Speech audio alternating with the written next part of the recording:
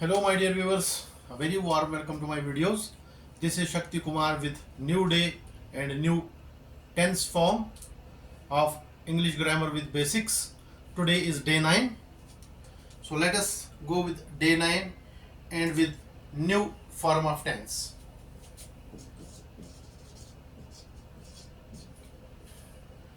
Today is the day of future tense. Future tense indicates an action, a time which will come in near future, after a few seconds, few minutes, few hours, few days, few years. Future tense वो tense है जो indicate करता है आने वाला समय, कुछ second के बाद, कुछ मिनट्स के बाद, या कुछ घंटों के बाद, कुछ दिन के बाद, कुछ महीनों के बाद, कुछ महीने के बाद, या कुछ साल के बाद, या कुछ टाइम पीरियड के बाद आने वाला है, जिसमें हम यूज करते हैं गा गे गी। गा गे गी, गा गे गी। तो इसको हम फ्यूचर टेंस कहते हैं। Future tense is simply a tense which indicates a time which is coming in future, जो आने वाला समय होगा उसमें ये टाइम आएगा। तो सबसे पहले हम रूल जानेंगे। रूल क्या है इसका? फ्यूचर के वही फिर से 4। पहला हम लेंगे फ्यूचर सिंपल। फ्यूचर सिंपल, या जिसको हम बोलते हैं future indefinite. Future indefinite tense. Rule हमारा यह कहता है, सबसे पहले subject plus will oblique shall plus first verb plus object. As we know that in all the tenses, object and subject, they both will remain same throughout the tenses process, whereas the new thing in this type of tense is will and shall. These two are helping verbs. Will and shall are two helping verbs. Now we have to understand where to apply will and where to apply shall, with whom pronoun, with which pronoun, with which subject will has to be used and where shall has to be used.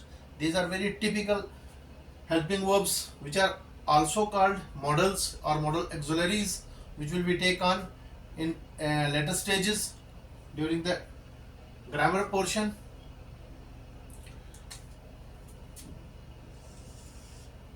In earlier times, traditionally or technically speaking, in the traditional times, first pronoun, first person pronoun I and we, there we used to apply shall. पहले traditional grammar में हम क्या क्या करते थे? आई और we जो कि फर्स्ट पर्सन प्रोनाउन है, उनके साथ शल लगाया करते थे। लेकिन आज के इन recent times shall is used to show intent, जिसको हम इंटेंशन बोलते हैं। Shall is used to indicate determination.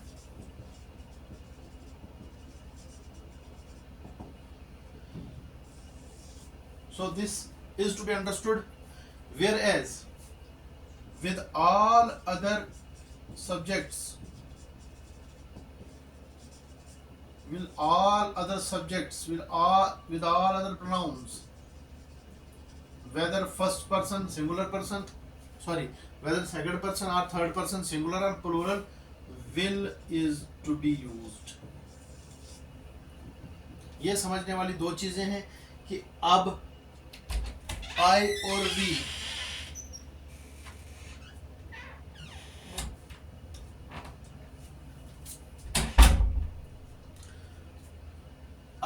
और वी के साथ शैल इन कंडीशंस के साथ लगाया जाता है, having clear intention of action, having firm determination to act upon any object, whereas with all pronouns like he, she, it, that, this, you, these, those, etc. rather name of person, इनके साथ हम will use करते हैं। इसका मतलब यह है कि अब आई और वी खाली शैल के साथ, लेकिन वो भी उस कंडीशन में जब हमारा क्लियर इंटेंशन होगी कोई काम करने की, कोई मंशा होगी एक्शन करने की, या हम फुली डिटरमाइंड होंगे, डिटर्मिनेशन होगा हमारा, फर्म डिटर्मिनेशन, तो तब हम शैल का यूज करते हैं। अदरवाइज हम सब के साथ आज नए हिसाब से विल का यूज करते हैं। किसी भी प्रोनाउन के साथ, किसी भी सब्जेक्ट के साथ, फर्स्ट पर्सन हो, सेकंड पर्सन हो, थर्ड पर्सन हो, कोई भी हो, सिंगुलर हो, प्लूरल हो, तो हम विल का ही यूज करते हैं। Okay, let us see some sentences.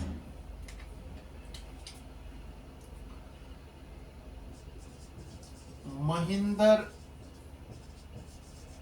will go to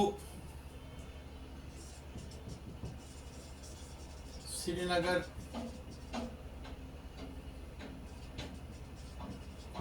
tomorrow. Mahinder कल श्रीनगर जाएगा गा।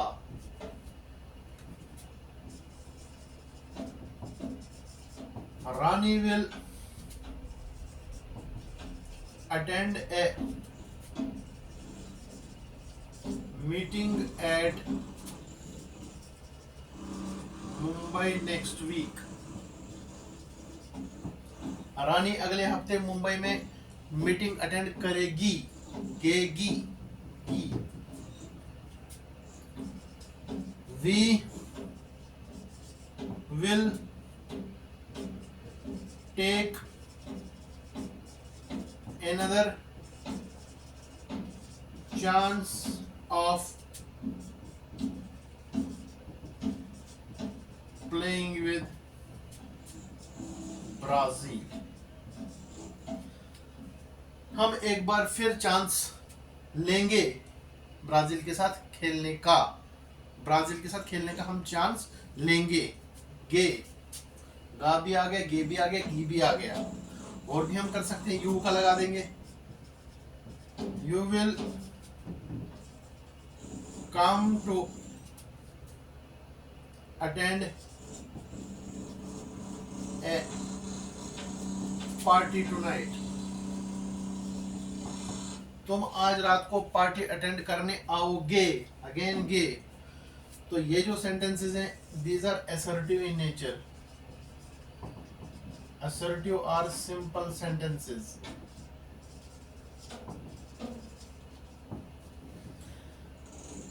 अगर अब हम नेगेटिव इंटेरोगेटिव और negative interrogative as per past practice, as we have learnt in other tenses also, these 4 types, so similarly we will come to such type of sentences।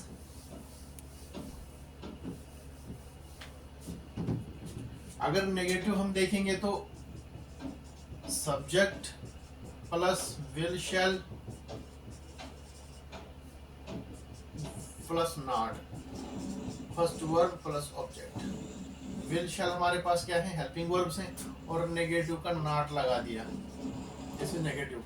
Interrogative के case में क्या होगा, स्टार्ट हम करेंगे will shall से, followed by subject plus first verb plus object, and with sign of interrogation.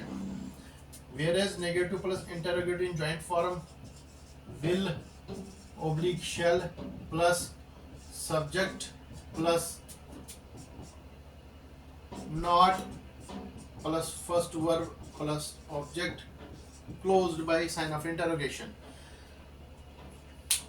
For example, I shall not take part in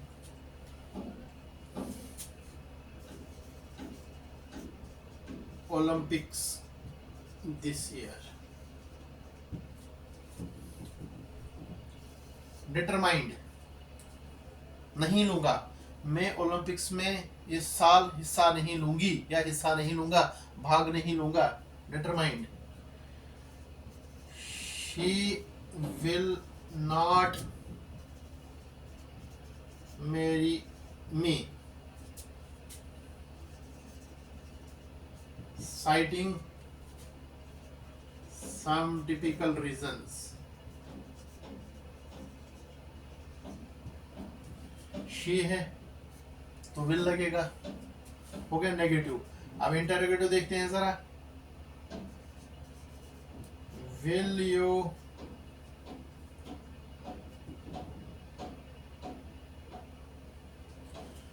will you